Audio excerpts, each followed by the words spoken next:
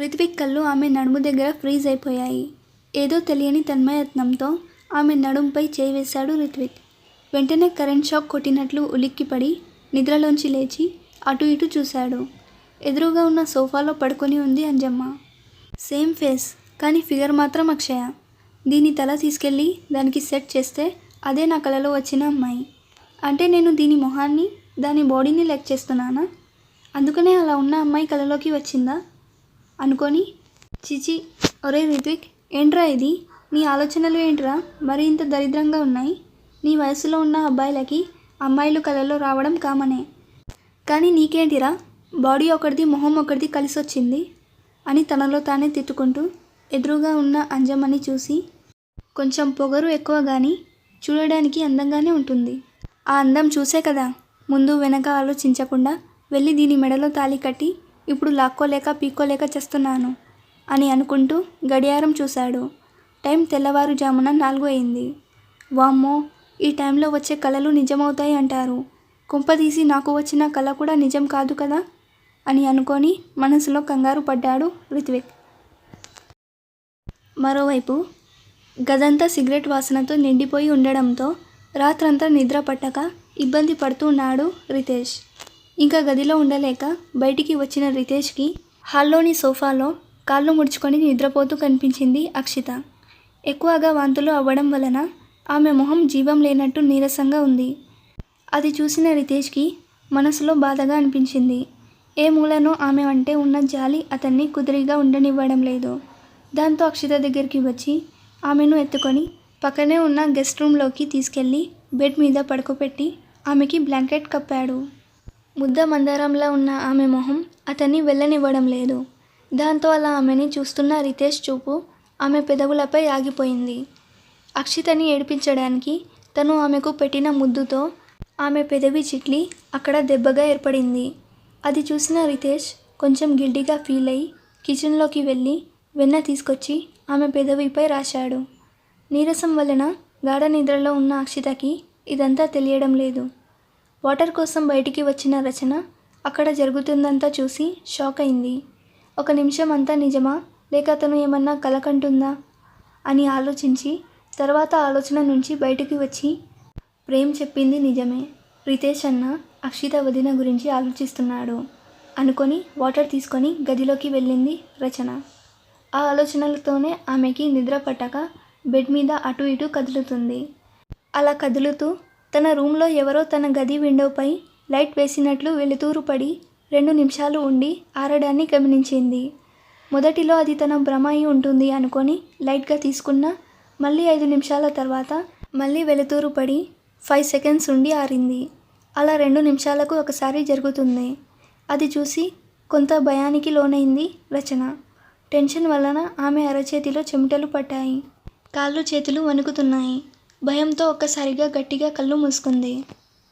ఎవరో ఏదో చేశారని ఎన్ని రోజులు భయపడుతూ బతుకుతావు? దీనికన్నా చావడం చాలా బెటర్. పోతే పోయింది ప్రాణం, కానీ పోయే ముందు వాడిని చంపి చావాలి అనుకొని ఒకసారి అడుగు ముందుకు వేయి. నిన్ను భయపెట్టిన వాళ్ళు ఎవరైనా సరే వాళ్ళే భయపడి పారిపోతారు అన్న ప్రేమ్ మాటలు గుర్తుకు తెచ్చుకుంది. ఆ మాటలు ఆమెలో తెలియని ధైర్యాన్ని నింపాయి. వెంటనే గట్టిగా ఊపిరి తీసుకొని మెల్లిగా విండో వైపు వెళ్ళి బయట ఉన్న వాళ్ళకి తను కనిపించకుండా బయటికి చూసింది. అక్కడ ఉన్నవాళ్ళు తను అనుకున్న వాళ్ళు కాకపోవడంతో ఎవరితను ఇటువైపే చూస్తూ లైట్ వేసి ఆర్పుతున్నాడు అని అనుకొని వెంటనే వాచ్మెన్కి కాల్ చేసి, బయట ఎవరో ఉండి ఇంటివైపు చూస్తూ లైట్ వేస్తున్నారు, కొంచెం వాళ్ళ సంగతి చూడు అని చెప్పింది రచన. అలాగే అని ఆ లైట్ వేసే అతని దగ్గరికి వెళ్ళిన వాచ్మెన్ అతనితో మాట్లాడడంతో అక్కడ నుంచి అతను వెళ్ళిపోయాడు. నెక్స్ట్ డే మార్నింగ్ గజేంద్ర ప్రవర్తన సరిగ్గా లేదు అని అనిపించడంతో 2 డేస్ నుండి ఇంట్లోనే ఉంటూ అతన్ని కనిపెడుతూ ఉంది రాధిక. అప్పటికే తన club friends, kitty party friends రాధికకు కాల్ చేసి రమ్మని ఒత్తిడి చేయడంతో ఈరోజు కూడా వెళ్ళకపోతే వాళ్ళ టార్చర్ తట్టుకోలేను, ఇలా ఫోన్ చేసి వేధిస్తూనే ఉంటారని భావించి పొద్దునే లేచి బయటకు వెళ్ళడానికి రెడీ అయింది రాధిక. అది చూసిన గజేంద్ర, ఎక్కడికి రాధిక వెళ్తున్నావు అని అడిగాడు. బయటికి అని ముక్తసరిగా సమాధానం చెప్పింది రాధిక. నీతో కొంచెం మాట్లాడాలి రాధిక అని అన్నాడు గజేంద్ర. మీ ముందే ఉన్నాను కదా, ఏం మాట్లాడాలో త్వరగా మాట్లాడండి అని చెప్పింది రాధిక. మన చిన్న కోడలు కడుపుతో ఉంది కదా, తనకు చేయవలసిన కార్యక్రమాలు అంటే సీమంతం లాంటివి ఉంటాయి కదా, వాటి గురించి నాకు పెద్దగా తెలియదు. నువ్వు కొంచెం చూసుకుంటే బాగుంటుంది అని అన్నాడు గజేంద్ర. ఎవరు చిన్న కోడలు? ఎవరికి చిన్న కోడలు? మాకు ఇష్టం లేకుండా మీ బలవంతం మీద ఇంట్లో అడుగుపెట్టిన ఆ లేబర్ మొహంది మీకు చిన్న కోడలు ఏమో కానీ నాకు కాదు. ఇంకా ఆమె కడుపులో పెరుగుతున్న ఆ బిడ్డ సంగతి అంటారా? ఆ బిడ్డ నా బిడ్డ అని నా కొడుకు చెప్తే అప్పుడు వాడు నా వారసుడుగా నేను అంగీకరిస్తాను. అంతేగాని నా కొడుకుకి ఇష్టం లేని వాళ్ళకి సీమంతాలు కాదు కదా, శార్థం కూడా పెట్టను అని పొగరుగా చెప్పి విసుగ్గా బయటికి వెళ్ళిపోయింది రాధిక. వెళ్తున్న రాధికని చూస్తూ, ఇదంతా త్వరగా మారితే నాకెందుకు ఇన్ని కష్టాలు? దీనిలో మార్పు రావాలంటే నేను కొంచెం దోసు పెంచాలి అని అనుకున్నాడు గజేంద్ర. కాలేజ్కి రెడీ అవుతూ అప్పుడే రూమ్లోకి వచ్చిన రితేష్ని చూసి థ్యాంక్ యూ అని చెప్పింది అక్షిత. థ్యాంక్సా? దేనికి అని మొహం చిట్లించుకొని అడిగాడు రితేష్. హాల్లో పడుకున్న నన్ను తీసుకెళ్ళి బెడ్రూమ్లో పడుకోపెట్టినందుకు అని అంది అక్షిత. నిన్ను రూమ్లో పడుకోపెట్టాల్సిన అవసరం నాకు లేదు. అయినా నేనే నిన్ను రూమ్లో పడుకోపెట్టాడని నీకు ఎవరు చెప్పారు అని అడిగాడు రితేష్. బుద్ధి జ్ఞానం ఉన్న మగవాళ్ళు ఎవరైనా పక్కవాడి పిల్లాన్ని ఎత్తుకొని తీసుకెళ్ళి రూమ్లో పడుకోపెట్టారు. ఈ ఇంట్లో ఉన్న వాళ్ళందరికీ ఆ బుద్ధి జ్ఞానం ఉన్నాయి. కాబట్టి నీ పిల్లాన్ని అయిన నన్ను రూమ్లో పడుకోపెట్టింది నువ్వే అని నాకు తెలుసు. కానీ ఇంతకీ పడుకోపెట్టడం వరకేనా, ఇంకా ఏదైనా చేశావా అని అనుమానంగా రితేష్ని చూస్తూ అడిగింది అక్షిత. నీకు ఆ అనుమానం అవసరం లేదు. ఒకసారి ఎంగిలి చేసిన దాన్ని ఏదైనా సరే నేను మళ్ళీ ముట్టుకోను అని అన్నాడు రితేష్. ఓ అలానా, సరే థ్యాంక్ యూ. త్వరగా రెడీ అయ్యి డ్యూటీలో జాయిన్ అవ్వు అని అంది అక్షిత. సరే మేడం, 5 మినిట్స్లో జాయిన్ అవుతా అని అన్నాడు రితేష్. టైం 8 అవుతున్నా ఇంకా పడుకునే ఉన్న రిత్విక్ని చూసి, పడుకున్నావా మిస్టర్? నువ్వు హాయిగా పడుకుంటే నాకెలా ప్రశాంతంగా ఉంటుంది అని అనుకొని పక్కనే ఉన్న అలారం క్లాక్ తీసుకొని ఫుల్గా కీ ఇచ్చి రిత్విక్ చెవి దగ్గర పెట్టింది అంజమ్మ. ఆ సౌండ్కి ఉలిక్కిపడి లేచి ఏంటిది అని అడిగాడు రిత్విక్. గడియారం బావా అని వయ్యారాలు పోతూ చెప్పింది అంజమ్మ. అంజమ్మ బావా అనడంతో ఒక్కసారి కళ్ళు నలుపుకుంటూ అంజమ్మ వైపు చూశాడు రిత్విక్. మెలికలు తిరుగుతూ రిత్విక్ని చూస్తూ సిగ్గుపడిపోతూ ఉంది అంజమ్మ. నీకు పొద్దు పొద్దునే ఏమైందే? మా డాడీ దాచుకున్న బీర్ కానీ జ్యూస్ అనుకొని తాగావా ఏంటి అని భయంగా చూస్తూ అడిగాడు రిత్విక్.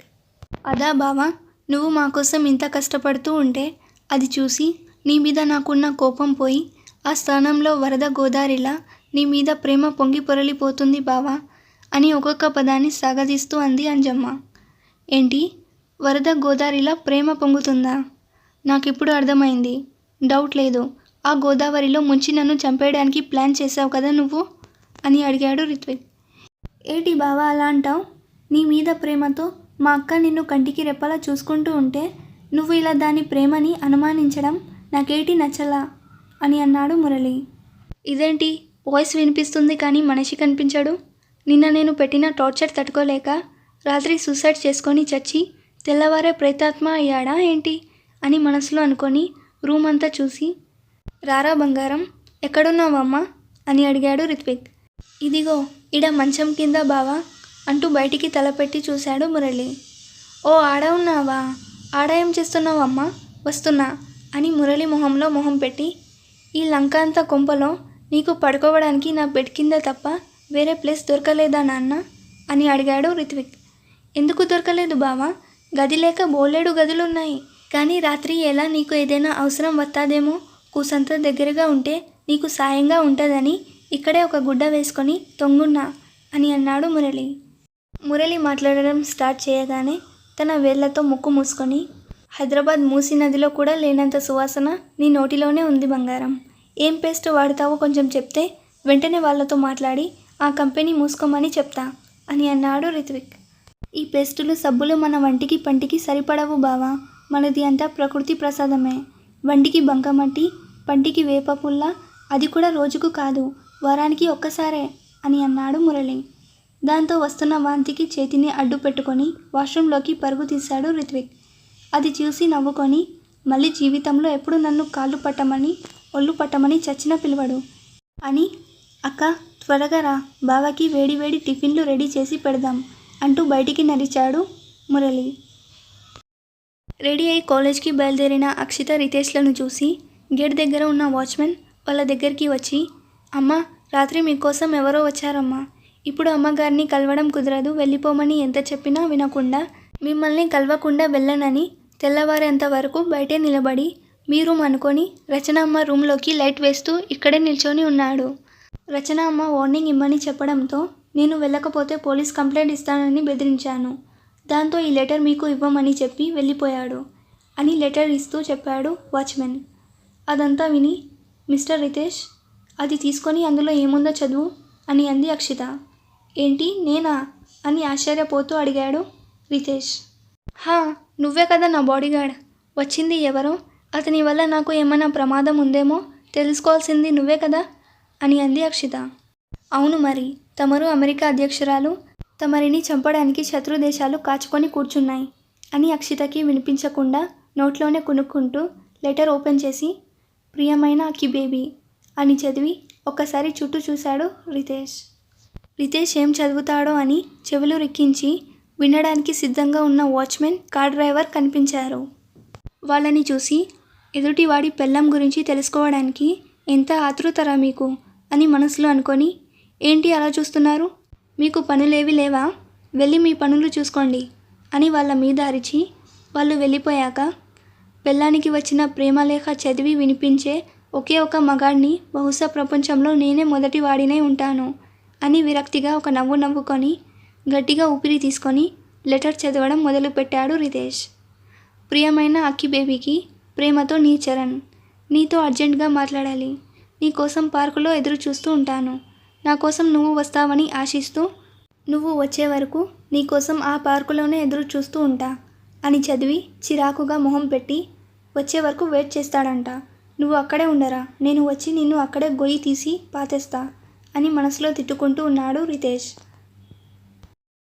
ఆఫీస్కి రెడీ అయి టిఫిన్ కోసం వచ్చి డైనింగ్ టేబుల్ దగ్గర కూర్చున్నాడు రిత్విక్. అది చూసి రిత్విక్కి ఇరువైపులా నిలబడ్డారు మురళి అండ్ అంజమ్మ.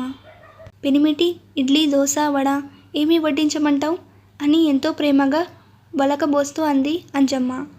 బావ, పప్పు, చట్నీ, అల్లం చట్నీ, సాంబారు ఏది వేయమంటావు అని ఎంతో గౌరవంగా అడిగాడు మురళి. అబ్బా, మళ్ళీ స్టార్ట్ చేశారు అని తల పట్టుకొని, అమ్మ, బాబు, మీకు ఒక చిన్న విజ్ఞాపం. నేను ఎక్కడికి వెళ్ళినా చివరికి ఈ కొంపకే తగలబడాలి. సాయంత్రం నేను వచ్చాక అప్పుడు మీ ప్రేమంతా నా మీద కురిపించండి. మనసారా ఆస్వాదిస్తా. ఇప్పుడు నా మీద ప్రేమ కురిపించడానికి మా బాబు ఆల్రెడీ జీతం ఇచ్చి మరీ సాకిని డాకిని జాతికి చెందిన 2 ఆడవాళ్ళని ఆఫీస్లో అపాయింట్ చేశాడు. దయచేసి ఇప్పుడు మీరు నన్ను వదిలేస్తే కడుపు నిండా తిని వాళ్ళ ప్రేమని ఆస్వాదించడానికి రెడీ అయి ఆఫీస్కి వెళ్తాను. ప్లీజ్, దయచేసి ఈ అభాగ్యుడి విజ్ఞాపం మన్నించి నన్ను విడిచిపెట్టండి అని 2 చేతులెత్తి దండం పెడుతూ చెప్పాడు రిత్విక్. అక్కో, బావ ఏదో టెన్షన్లో ఉన్నాడే.